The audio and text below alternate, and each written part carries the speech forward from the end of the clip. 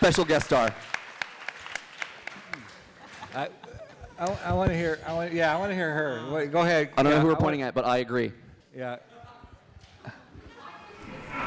Double rainbow dot. What was it like when Microsoft, which would be, I would think, polar opposite who are given the new experience, they call you and want to do an ad with you. Can you tell us how that conversation and negotiation? The question. Okay, so it was early on that she asked about Microsoft.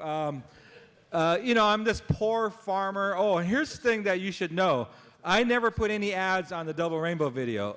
YouTube asked me to do that, and I said, no, I can't. That's a sacred video. There's no, that's God. You can't put an ad on God, right? So Microsoft emails me like 10 days into it, and I'm like, holy shit, Microsoft? Really? So I'm like, okay, so and from the time that they contacted me, I got an entertainment lawyer, and so, how I got the entertainment lawyer was I had the Microsoft offer in my back pocket. So that's how I got the agent, and they negotiated the contract. What it was an intern who thought it up, a 19-year-old intern, and it was for free photo and video editing software, which I did not know how to use. And I learned how to use it because of that commercial. So I did a commercial for something that I now use. So it's a kind of an interesting way to find out about something, do a commercial for it. What software is it? But it's free and it works. That's right up my alley. What is it? What software is it? What's it called? Windows Live. Oh, okay. Yeah. So it was not big money like you would think. I mean, I could have bought a car. A used one. Point of you. Yes. So all of you talked about how there's actually lots of other content on the web, and you were somehow chosen by the invisible hand of the internet, right? And so I'm wondering, in the various things that you have all produced in the past, or since it's made you popular, I mean, is there something else that you created that you think was actually much more worthy, right? Rather than what you were chosen? I made a video a year before called Giant Intense Rainbow, which was a single rainbow. So, and on that one I was high. But on Double Rainbow I was not high. So, and I actually thought that was going to go viral. It's amazing. It's only a minute long, but yeah, I freak out on that one too, but I'm high. But when Double Rainbow came, it was like so much more amazing, and I wasn't high, and I said, okay, now this is it. This is what's going to do it. So, yeah, I knew it was coming. I thought Giant Intense Rainbow was going to do it, but it didn't. So, but it took Jimmy Kimmel, the TED Times video, it took a tastemaker to find it. Yeah, and there's a video of me at a web conference with the Gregory brothers. They singing the Double Rainbow song. I thought that was going to be something that was going to do more than it did, because it was the energy that was expelled in that concert. I was reliving the power of the Double Rainbow all over again. There was thousands of people singing my words, and I was like, whoa, really? And I was filming with 2 cameras just like this, and people are just jumping up and down and singing my words, and when people watch it, they are blown away. But it hasn't gone viral like the Double Rainbow video has. Before my Gusta, I actually had a web comic for a while that got like 60 page views a week. What's the comic? Oh, I've since stopped, unfortunately. You have to tell us. It was a comic called Saint Graffiti, and it was like I'm gonna make a narrative. I'm gonna have scary things happen, and I'm just gonna work so hard on the dialogue, and it was crap. But anyways, I spent so much time on it. It was like 4 hours per strip, and it was 2 times a week, and it just went nowhere. And then I spent 12 minutes on a little face, and millions of views. That's how the internet works, I guess. Yeah. Question for Nate. is there any indication that they're going to try to leverage more serial spots like the Hear Me Now, Good Guy, stuff like that? So the question was, are they going to is AT&T going to serialize like the Verizon Can You Hear Me Now guy? No, my dad had that idea though. He was like, hey, you should get AT&T to make you like the Can You Hear Me Now guy. But it didn't happen, no. You can. Do you work for, okay, well. So by we, you Yeah. mean someone else. Someone. Yeah, right here. So I have a question for Chris Torres. Have you ever played one of the Yankat apps? Yes. Well, I've played like, there's like a new one every week on the iTunes Store. Like I can't even keep up with them. But like, yeah, I've played most of them. My most favorite one is the Yankat Adventure. It's got like little pills, and when you get them, it gets party time, party time, and it gets like all trippy and amazing. That's probably like my favorite game. I never thought something I would make would turn into a video game, but apparently Here we are. But here we are. It has come to this. So it has come to this. Other questions? Nick? I have a question for Chris. So I know that the Yankat, like, it seems like there are maybe like 3 people who kind of invented a phase of it, right? Like there was a microsite, there was YouTube, and have you hung out with those guys? Was that anywhere near as fun as in my head? It was. I actually met up with Sarah June, the one who put the song of Daniel and my image together, and it's the one that Yankat original, the 71 million hit video. Last year at San Japan in Dallas, somewhere in Texas, I don't remember.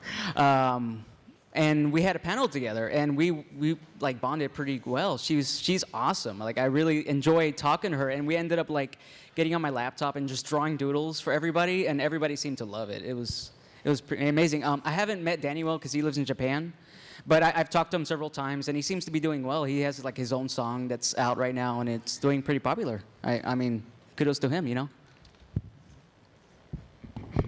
Yeah, right here.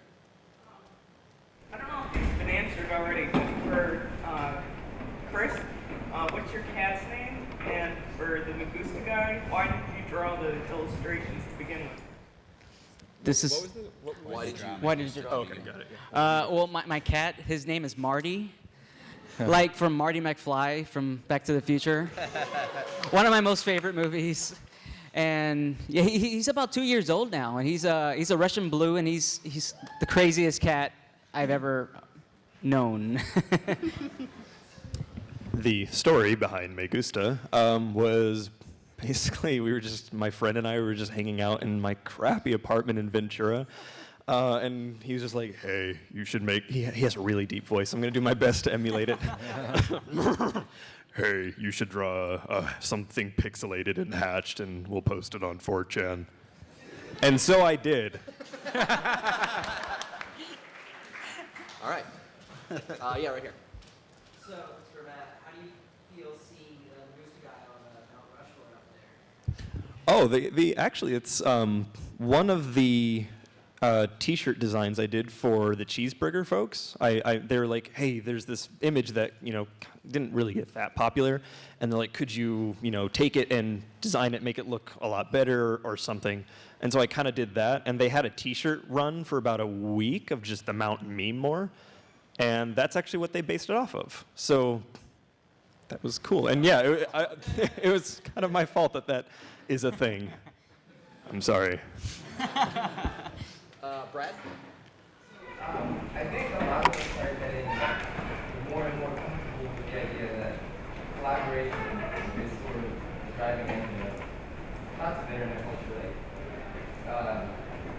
when Neon Cat, Donald Rainbow, Gusta, all these things kind of revolve around the idea of one-upmanship and sort of just building onto something as a collective. But when there's this issue, I think, of, there are, for Double Rainbow video, for instance, there are duplicate uploads, and I think some of you have had similar issues. When the meme was taken off, there are other people, imposters, let's say, who kind of just upload the same video, but kind of guess, kind of puts themselves out there as the That pissed me off. Yeah, I learned right away how to take those down, and I've probably taken down 10 million views. As soon as I see one that's a direct copy, I take it down, or if it's really offensive, and they're using my content, I take it down. Anyone can make my video their main video on their channel, with just a link. But if they copy it and put it on theirs like they made it, that's wrong. They're just stealing. For a long time, as soon as I found out how to take them down, that's what I was doing. I was just finding them all and removing them because it's not necessary. All they had to do is, make it their feature and they could have it on their channel. So yeah, it's not right to do that. However, if they put any creative content into it and it was positive, then I promoted it. I actually want to add something to that, but it's sort of unrelated. It's more along like webcomics and stuff that's created by normal people. I really love it. Well, yeah, not you guys. No, screw you guys. No, well, basically, I see every now and then people make a comic or an image, and they put a watermark or their own watermark to their website, and then people just take out the watermark and put it on Reddit or 4chan, and I don't like that idea. I really wish people would get more recognition for their own work. I really hate it when people take the double rainbow guy and just say, hey, I'm the double rainbow guy, and it totally wasn't. I really wish more people would, give more credit to the original content creator.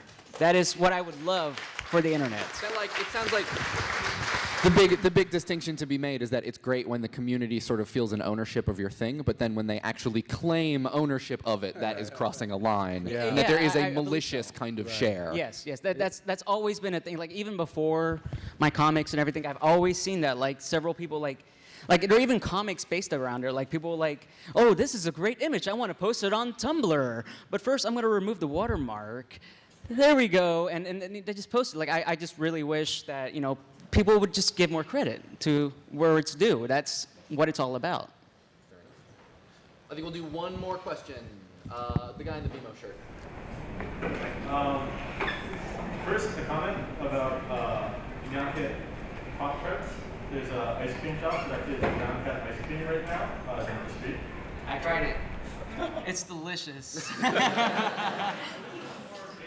But it's not. And then for Nate and Paul, are you guys upset that you're not more famous?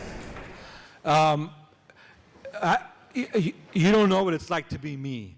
It's yeah, I don't go anywhere without getting stopped. It's really all inclusive. Life is yeah. hard. Yeah, and it's because I've done so much TV. A lot of people watch Tosh.0. And so, I'm really well recognized for that. And I did Jimmy Kimmel a bunch of times. And, there's just a lot of venues that I've been on. So I don't really care about any of it, but it's all positive. I mean, who's going to give me any negative shit in person? Look at me. that it's not going to happen. So it's all positive. People are loving on me, and who doesn't like that? So, it's good. Yes. And it is on that bombshell that we end this panel. A huge round of applause to our panelists, Matt, Nate, Chris, and Bear. Thank you so much. Thank you, everybody. If anyone has any burning questions they want to ask me, feel free. You don't have to. We don't have to use the microphone. I'm approachable. I agree. Thanks, everybody. Thank you.